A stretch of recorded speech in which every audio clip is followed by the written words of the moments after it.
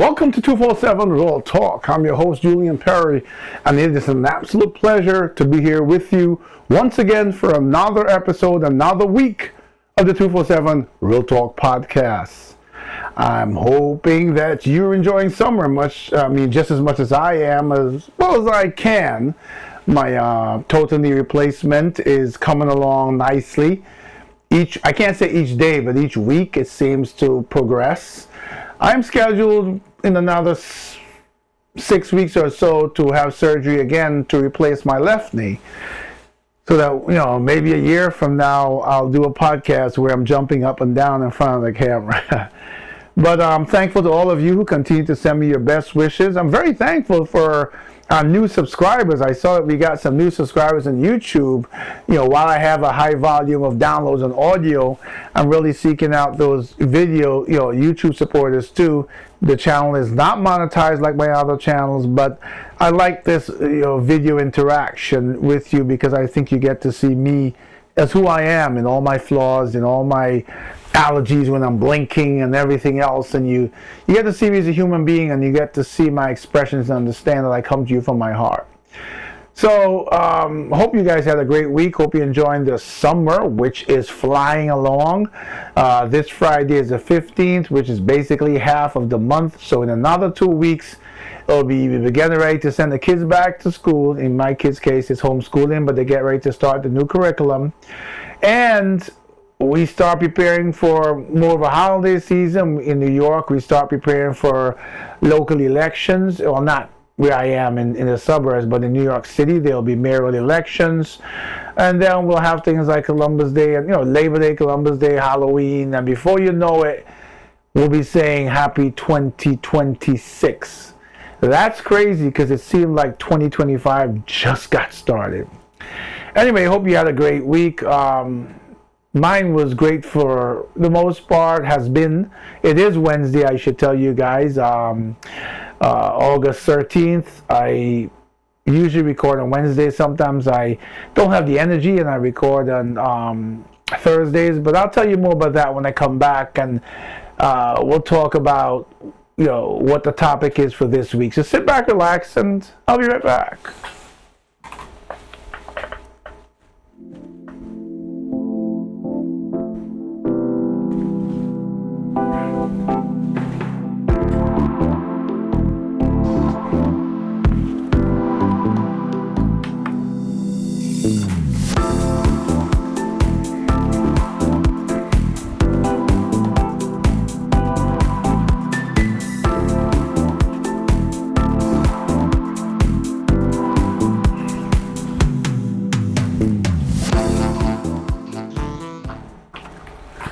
All right, I'm back.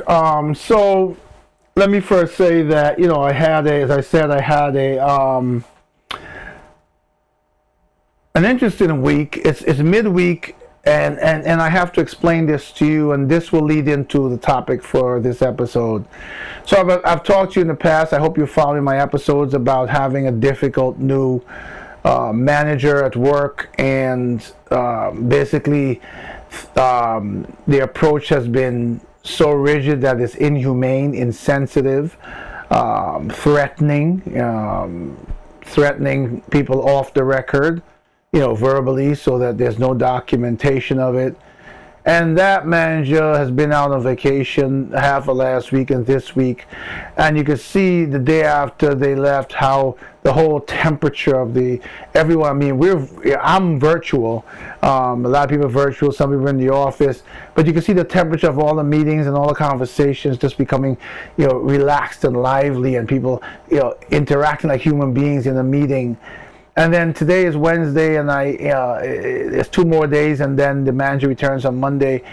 And in today's meeting, every time there was a moment, like at the beginning of meetings, I have meetings all day before the actual official meeting started.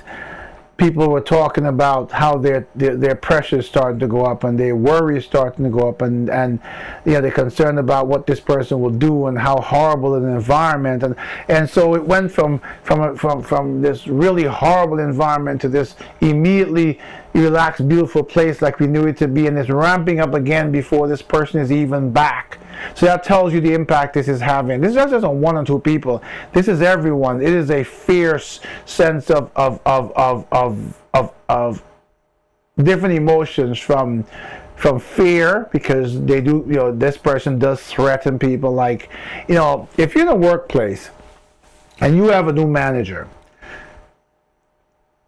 and there's no precedent by this manager to say what their methodology is of reprimanding people, even though they're reprimanding people for things that they have no idea because they came from somewhere else and they have no clue how things work, or they don't have that granular knowledge. And when you try to speak with them, they tell you, I don't want to hear anything about the past. Their way or the highway. But how would you feel? You guys tell me, how would you feel if you worked somewhere, the new manager, you don't know, their temperament, and they say to you, I was in a meeting, you shouldn't have questioned me, strike one. And then you do something else and you try to say, but it actually works this way. And no, I want it to work that way. Okay, that's a normal conversation, right? You get off the call thinking it was a normal interaction, a meeting, and you get a verbal message that comes down through the hierarchy verbally from them to your manager to you. It says, strike two. I was telling someone today that if there is someone there who sees that manager as physically intimidating, for instance, you guys let me know, would they be, if it's a nervous person, a person with anxiety who sees that manager as physically intimidating, would they be completely out of order to go to the police and say, this person is threatening me, strike one, strike two, I'm scared for strike three? But you see, the person that's doing it is doing it verbally with no record.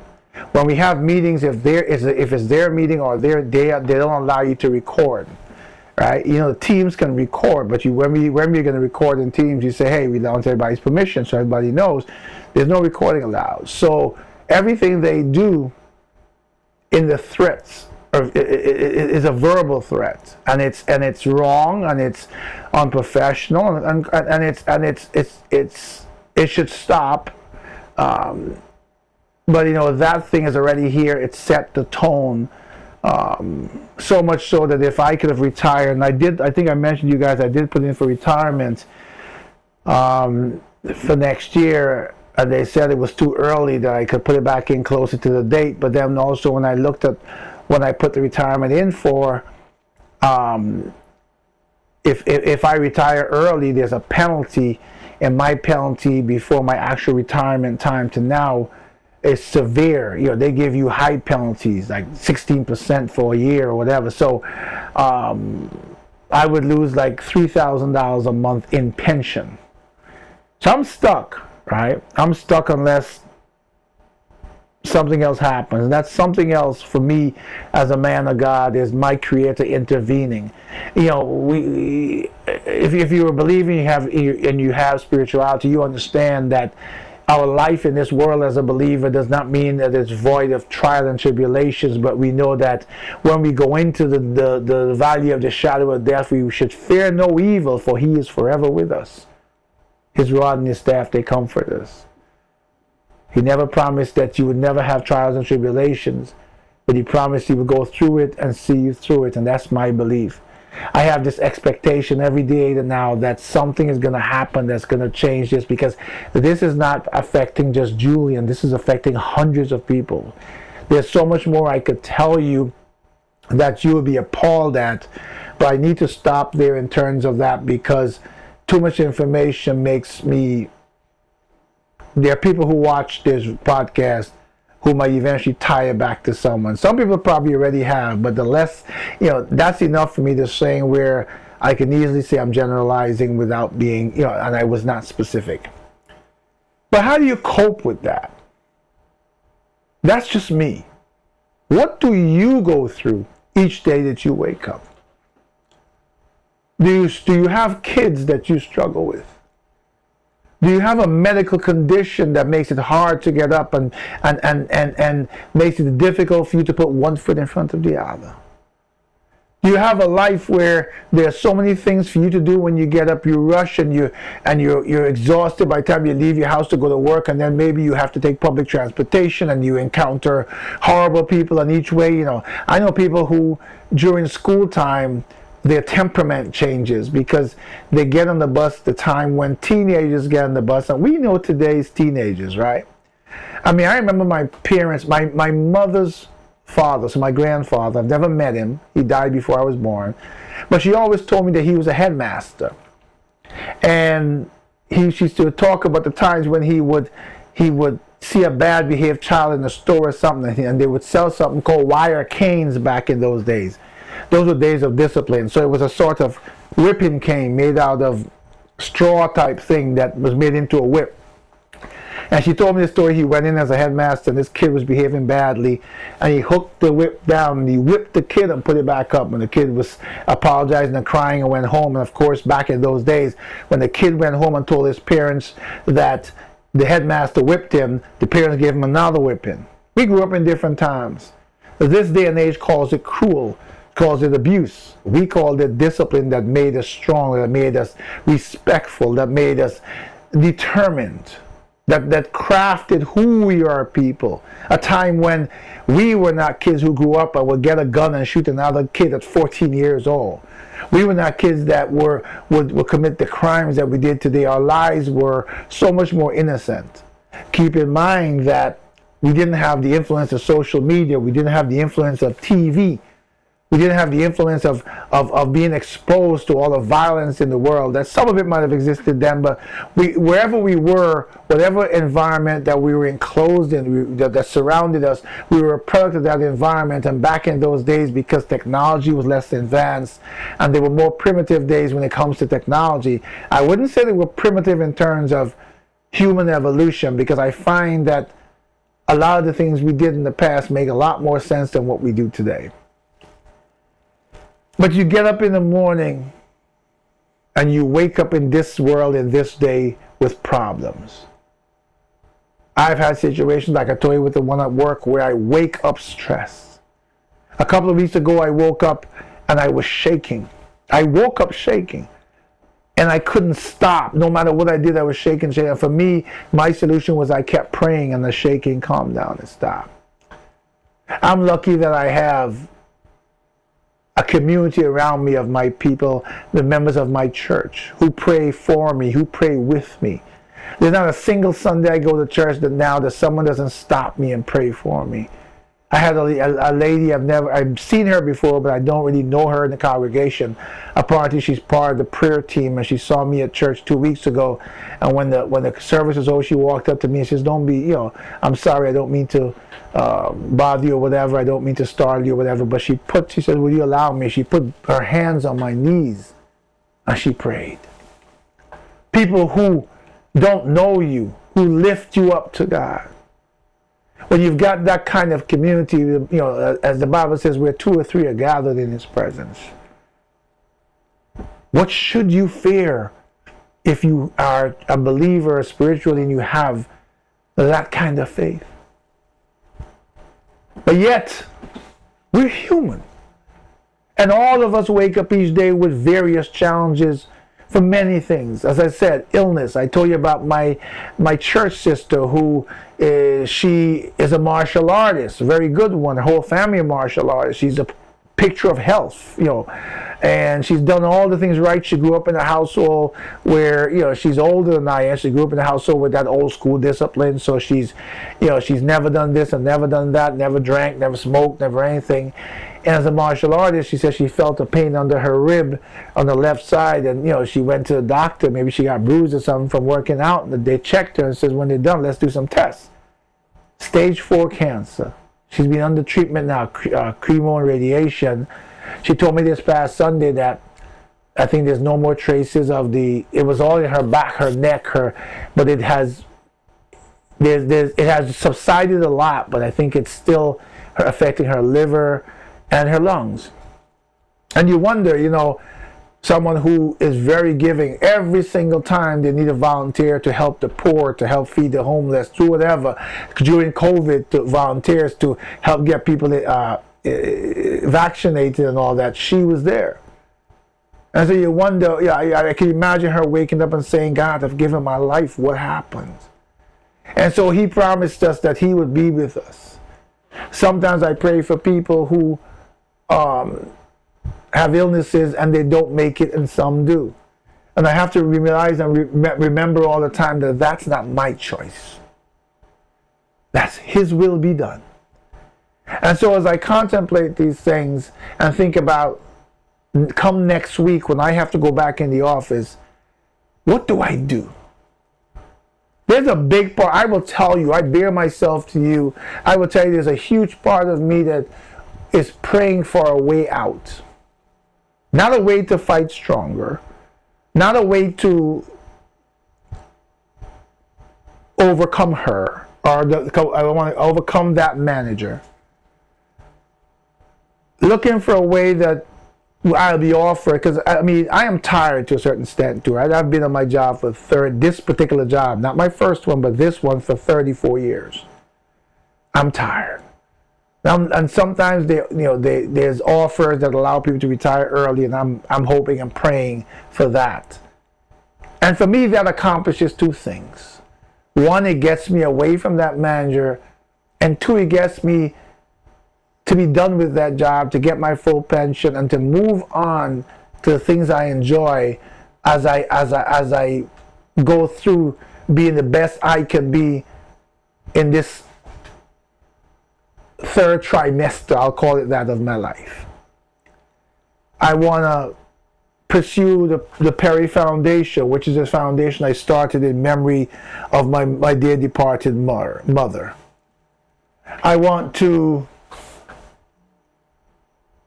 help people in giving and caring for others. I want to develop this podcast into something that's more powerful and a bigger conversation.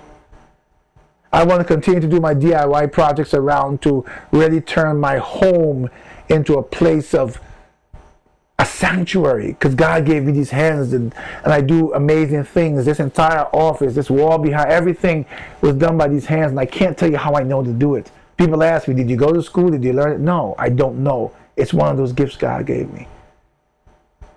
I want to enjoy the things I like to enjoy, go around, ride around and have and just relax and enjoy. How do I do that? Well, I pray. But until I get that answer, what do I need to do come Monday? What do I need to do as I wait on God, patiently on the Lord? And my pastor sends me passages every day, and this one came up. And I thought, even though I'm well into 18 minutes into this podcast, this is still the message I want to give you. It's simple. It is something that a passage by Catherine Dunham. And it says, go within every day and find the inner strength so that the world will not blow out your candle out. Let's spend the last few minutes of this episode talking about this powerful capture by Catherine Dunham. Listen carefully. Go within every day and find the inner strength so that the world will not blow your candle out. Now, if that is not relevant to every single one of us today in this country and around the world, there is chaos everywhere.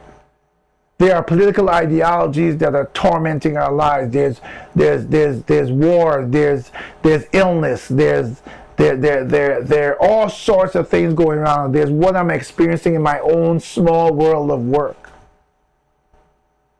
And what I told you about finding a way out allows me to do something else. But there are people at my job who need me, who hold on to me as their leader, who are glad that I'm there to advocate for them and to speak with them. And I'm a manager myself, and the way I do it is I'm a person. A true manager allows people to come to them even with their own personal problems and gives them guidance on how to deal with it on the job, and they need personal knowledge because you're also a leader, a mentor. And this says, Go within every day and find the inner strength so that the world will not blow your candle out. If we don't find the inner strength, whether it brings tears to your eyes, whether you cry, whether you scream, whether you shout, if we don't dig deep enough in the times we live in and find our inner strength, then one way or the other, the world will blow your candle out. Now, what does that inner strength look like? Some people have the ability to be determined no matter what. Some people have the ability to let the whole atmosphere around them that's violent and that's threatening or whatever bounce right off. Some people are fearless. They take risks that you and I probably wouldn't even think of, and they're successful. They are determined that the world will not blow their candle out. If I just go off into the darkness, not on my terms, but on somebody else's terms, who came in and managed to make me run for the exit. This passage made me think, am I doing that to preserve my happiness and my life? Or am I allowing the world to blow my candle out? For those of you around you who find yourselves in positions where there's so much going on around and you need to survive, you need to fight, you need to do something to preserve your children's lives and to feed them every day and to keep going. The days will come when you will feel like you need to do something or you will blow your candle out.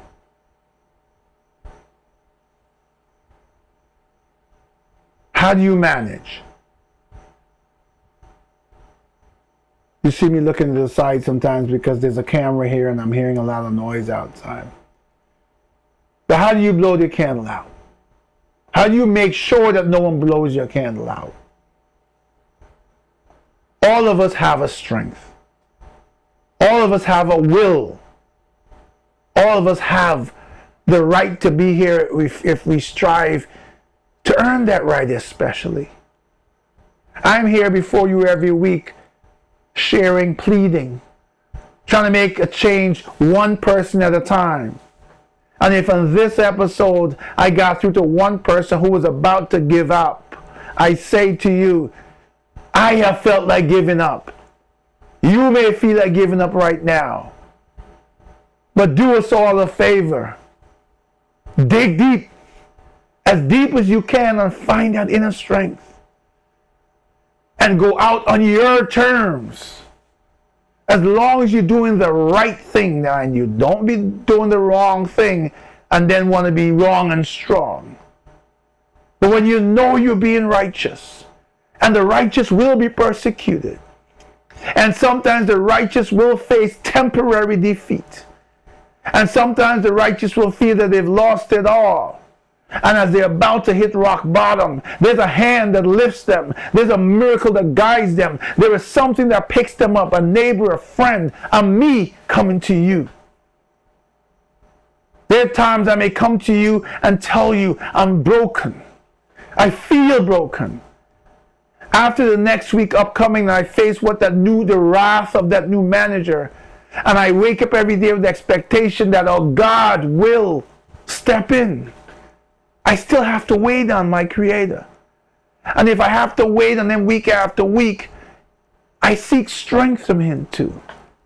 But if I decide to turn my back on my faith, if I decide to stop believing in myself, even if you don't believe in God, even if you're not a spiritual person, I've met many people who are not, but they somehow believe in karma, and they believe in good and evil. Then focus on good. I've often told people that whether you believe in God or not, you should live by the Bible, because if you look at what it teaches you, it's a good way to live life if you're a good person. It is time for us to band together and lift each other up. If you see me like you guys did a month ago when I said that I was done, when I said that I was about to quit, When my candle was going out and there was just the little sparkles left and the smoke coming up, you know, when you blow a candle out, you guys fanned the flames. You guys forced me to resurrect myself. You guys forced me to find my inner strength and not allow what I was feeling at that moment, that I wasn't accomplishing anything, which was very wrong from your response. But you guys allowed me to rekindle, to rejuvenate my flame for this podcast and my passion to help, my passion to continue to pay the price to earn my place on this earth, to breathe the air that God gave us. There are many challenges I will face going through life. I pray to the Almighty that I get a long life, that I can see my kids well into theirs. And I know that when you ask and you receive, it will not come without challenges. And there'll be many more times I have to dig for my inner strength. There are some fights that you simply should walk away from. And that's not letting your candle blow out. That's letting common sense prevail. I want to be healthy for my kids, not remain in the job and be so stressed that it either takes my life or it doesn't allow me a life after I get out. So don't let's mix the two up at all. But I'm telling you, when you look around, when your options are to wake up tomorrow and live or not, make the choice of life. Dig deep inside to be who you were created to be. Remember who you are and whose you are. And never let this world and the people who seek to destroy us and destroy the goodness and righteousness of this world, never let this world blow your candle out, at least without giving it your all. There are people out there who need us. I need you. And I would hope that you need me. And together, as we unite in thought and effort, in passion, in will, and in power, together we will be stronger. Together we will march on. Together we will accomplish things that those who came before us fought for and died for. It's time for the world to see your flame. And it's time for you to let the world know who you are, whose you are. And unless it is His will, this world will never blow your candle out. Until the next time, please take care of yourselves and each other.